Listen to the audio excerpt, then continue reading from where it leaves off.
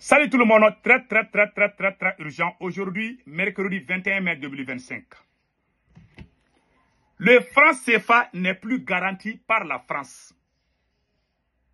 Je vous dis encore, selon l'économiste Modibo Mao Magalou, la garantie du franc CFA n'est plus la France, mais la Banque Centrale Européenne. C'est Modibo Mao Magalou et l'un des plus grands économistes du Mali, le voilà ici. Qui est Modibo Mao Magalou? Je vais vous laisser écouter la vidéo. Mais il parle, je pense qu'il parle en langue bambara. Mais je vais essayer de traduire pour que tout le monde comprenne.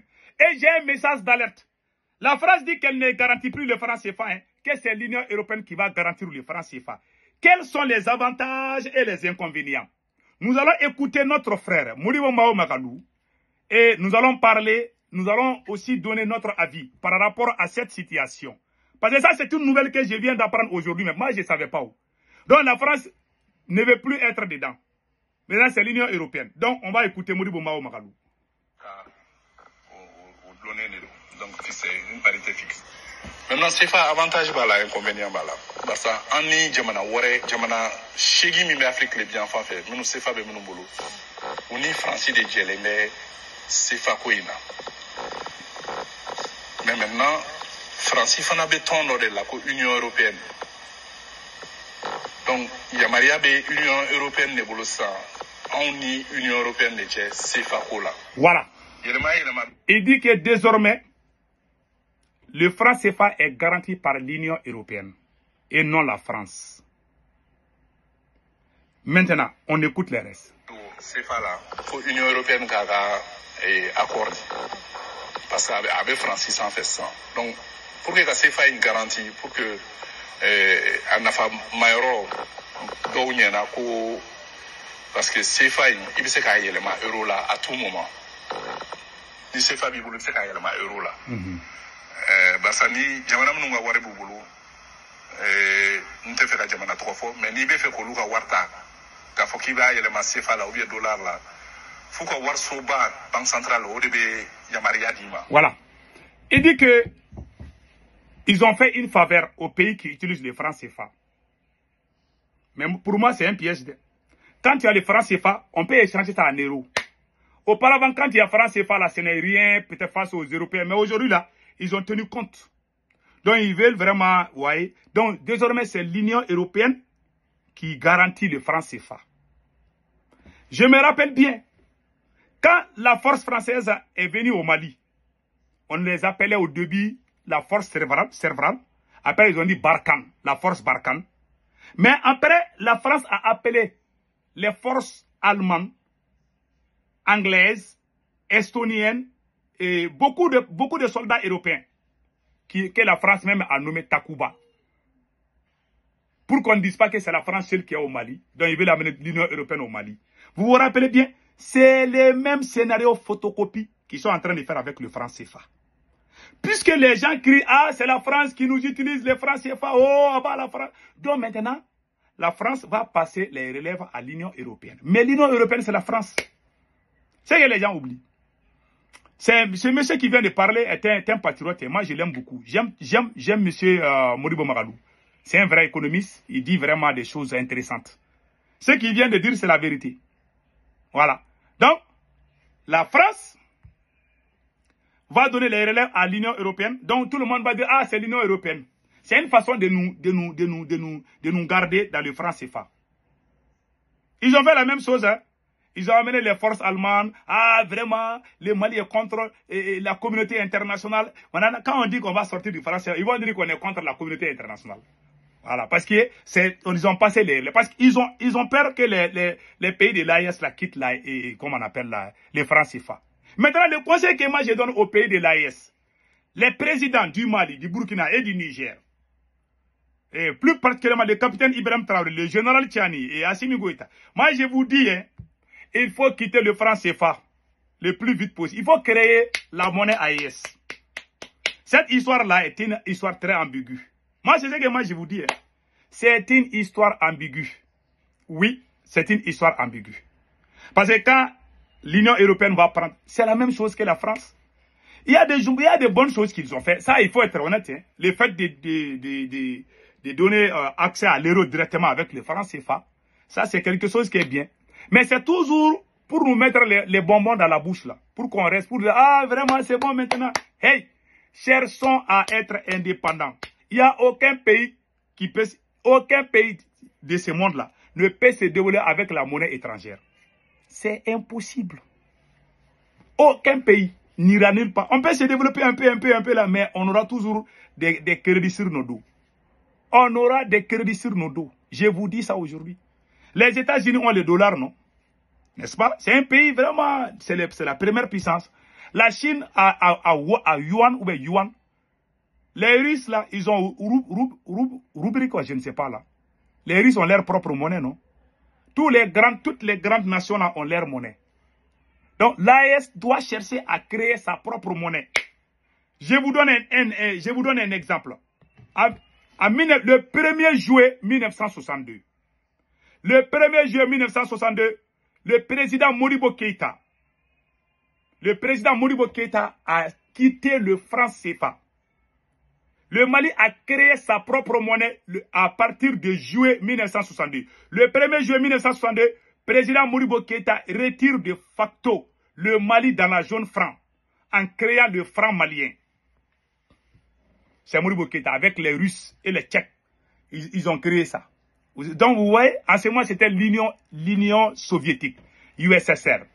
Donc, il y avait le franc malien. Voilà, voici la bio du franc malien. Ça, c'est le franc malien.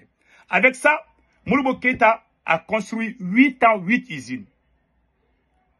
Le Mali avait sa propre société qui fait des montages des radios. Ça, c'est un. Troisièmement, le Mali, les premiers pilotes de l'Afrique de l'Ouest, les premiers pilotes des avions commerciaux et des avions de Sache, c'était des Maliens. Avec Modibo Keïta. Le Mali, il y a 2 pays en Afrique qui étaient au même niveau de développement que la Corée du Sud. Vous voyez les voitures Hyundai là, la marque Samsung. La marque Samsung et comment on appelle là, avant même la sortie de ça là, Modibo Keïta et puis Kwame Nkrumah du Ghana. Le Ghana, le Mali étaient les seuls pays en Afrique où la technologie était au même niveau que celle de la Corée du Sud. Aujourd'hui, la Corée du Sud fait les marques Samsung. La Corée du Sud fabrique les voitures, les Hyundai en anglais, comment vous dites ça en français, les Hyundai. Les voitures Hyundai là, c'est fabriqué en Corée du Sud, non? Le Mali avait le même niveau de développement, le même niveau de technologie avec ces pays-là. Le Mali était en avance. Il y avait des ingénieurs au Mali qui faisaient des montages des radios. Les mêmes radios qu'on écoute là. Le Mali avait, je pense que c'est Sokram. Le Mali avait une société de montage de radios qui s'appelle Sokram. Voilà. Quand je faisais la version Bambara, j'avais oublié. La société, ça s'appelle Sokram. Le Mali faisait ça. Le Mali avait une usine de fabrication de balles, des fusils, à Markala, dans la région de Ségou. Le Mali avait son usine de fabrication des balles et des fusils. Les Russes étaient au Mali, à Kalana, partout. Le Mali était en avance en matière de technologie. Le Mali avait une compagnie aérienne, 16 avions ou 18 avions. Le Mali, voici la compagnie, c'est la compagnie Air Mali. Le Mali avait 16 ou 18 avions. Voici la photo de la compagnie Air Mali. Attends, j'ai la photo là que je vais vous montrer tout de suite. Le Mali était un pays en avance par rapport à beaucoup d'autres pays. Ouais. Le Mali avait Air Mali. Voilà. Air Mali était, comment on appelle là, Air Mali voyageait partout. Les pilotes maliens, dans toute l'Afrique, quand les pilotes maliens sont arrivés dans les années 60, quand les pilotes maliens sont arrivés à Abidjan, en ce moment, il y avait une compétition de clubs. L'avion malien a transporté les joueurs maliens pour aller jouer en Côte d'Ivoire, je ne sais pas, avec ASEC Abidjan ou quoi là. Quand l'avion malien a atterri, on voit que tous les Noirs, tous les équipages, tous les pilotes, les hôtesses, tout le monde était des Noirs. Les gens ont posé la question, est-ce que c'est des Noirs américains? Ils disent qu'ils sont des Maliens. Les Ivoiriens ont dit que c'est pas. Les Brésiliens, Santos, étaient partis en Côte d'Ivoire aussi pour assister au match. En ce moment, le Brésil était trop fréquent dans les milieux football ou en Afrique. Les Brésiliens ont dit que c'est pas possible. Des Noirs qui conduisent les avions, que c'est incroyable. Le Mali a fait ça. Les avions, les meilleurs pilotes des avions de ça, c'était des Maliens. Avec Sou Modibo Keïta. Le premier président, en ce moment, le Mali avait sa propre monnaie. Vous voyez l'avantage quand il y a ta propre monnaie. Vous voyez les avantages. Voilà le monsieur, le premier président du Mali, Modibo Keïta. Il a tout fait pour le Mali. Les pilotes maliens sont allés à Paris une fois.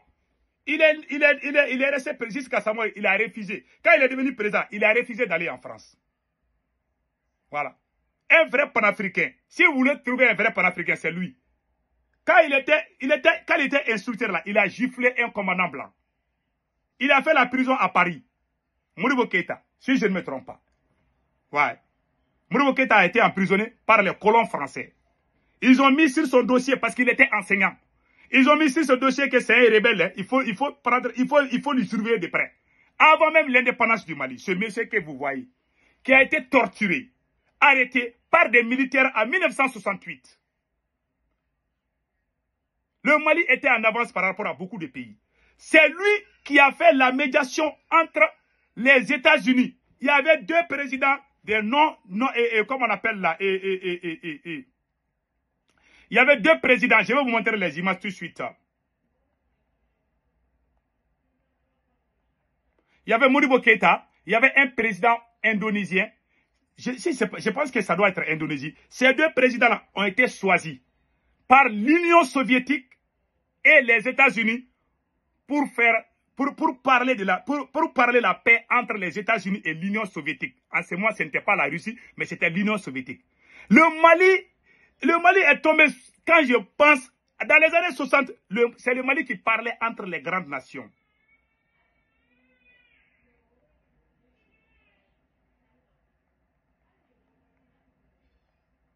Attendez là.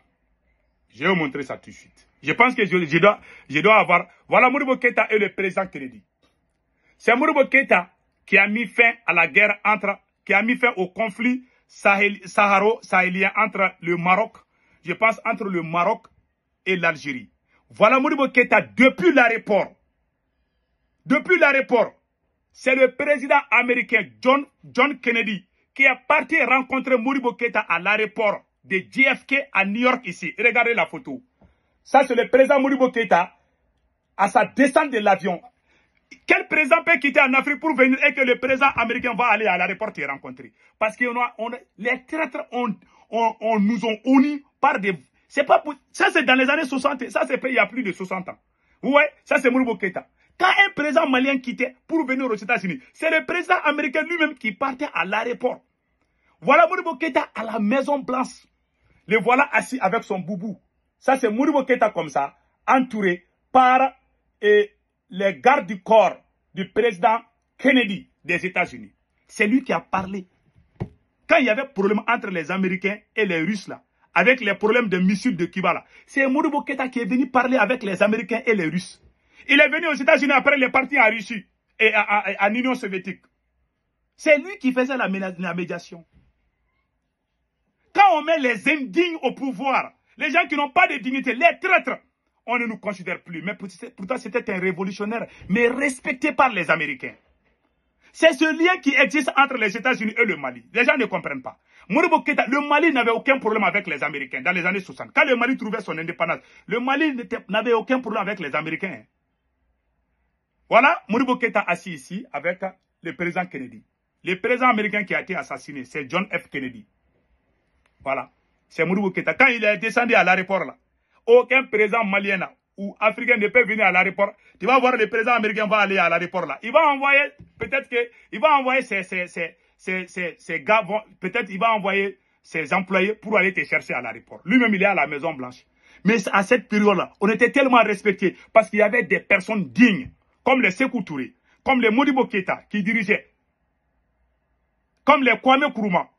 Qui a gâté cette révolution? C'est le coup d'État de 1968 qui a tout gâté au Mali. Le Mali avait 17 avions. Le Mali avait les francs maliens. On faisait tout. On était bien. On était en avance sur le plan technologique. Tout. On avait des usines de fabrication des fusils, des balles. Des usines de fabrication des radios. Tout. On avait tout au Mali. On était en avance. On rêvait, on voulait que le Mali soit comme les autres pays là. On voulait avancer en matière technologique. Allez-y causer avec les vieilles personnes par rapport à ce qui s'est passé. C'est le coup d'État de 1968 qui a tout gâté. Les militaires ont fait le coup d'État en 1968. Ce sont les militaires qui nous ont mis dans les francs CFA.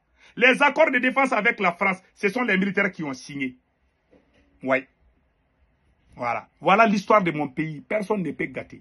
Il y a eu des politiciens qui sont venus encore à rendre pire. Les politiciens aussi ont encore pire. Mais les vrais problèmes du Mali là, les premiers ennemis traîtres qui ont trahi le Mali, c'était des militaires. Ce sont les militaires qui ont amené les francs CFA. Personne ne peut changer l'histoire de mon pays. Je parle pour l'éveil de conscience, pour que vous sachiez ce qui s'est passé réellement de mon pays. Tout est dans l'archive, tout est... Allez-y taper sur Google, qui a amené les francs CFA au Mali. Allez-y sur Google, vous n'avez pas besoin de me poser. Il y a trop de mensonges dans l'AIS. Je vois des mensonges partout, au Mali, au Burkina. On ment comme on respire, qu'on arrête ces choses-là, qu'on dise la vérité au peuple. Même s'il y a des militaires qui sont patriotes, cela ne veut pas dire que les autres n'ont rien fait. Ça, c'est faux. Les premiers traîtres du Mali, Sylvanus Olympio, qui l'a tué? Ce n'est pas des militaires. Qui a chassé Kwame Nkrumah? Ce n'est pas les militaires. Qui a gâté la révolution africaine dans les années 60? Ce n'est pas des militaires. S'il y a des bons militaires, on dit oui, il y a des bons militaires. Mais dire que les militaires ont toujours été bons, ça c'est faux. Ce sont des menteurs. Peut-être ils sont nés avant même, peut-être ils sont nés après, c'est sûr, ils ne connaissent pas l'histoire. Donc c'est ça, passez excellent week-end.